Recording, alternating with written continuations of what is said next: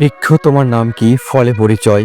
বৃক্ষকে যেমন তার নিজের পরিচয় নিজেকে দিতে হয় না, ঠিক তার কর্ম অর্থাৎ তার ফল পরিচয় করিয়ে দেয়। তাই তো বলা হয়ে থাকে কর্মই পরম ধর্ম। তুমি কর্ম করো, ফলের আশা করো না। তোমার কর্ম যদি সৎ হয় তবে তোমার পরিচয় তোমাকে দিতে হবে না। তোমার কর্মের ফল পরিচয় করিয়ে দিবে। লোভ করো না কখনো, কারণ লোভ তো করে লোভী ব্যক্তিগণ। আর জানো তো, লোভ মানুষকে ধ্বংস করার প্রথম ধাপ।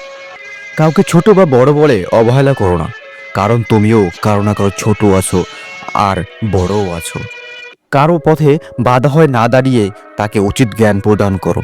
দেখবে সে নিজে থেকে ভালো হয়ে যাবে অথবা ধ্বংস হয়ে যাবে।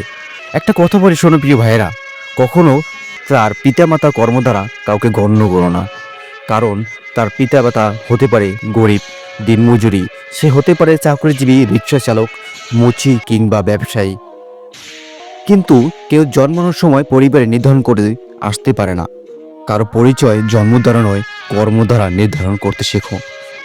কারণ কেউ জন্মানোর সময় দরিদ্রতা বা চাকরিজীবী ঈশ্বরের কাছে চেয়ে আনতে পারে না, তার কর্ম দ্বারা পরিচালিত হতে হয় এই বিশ্ব জগতে।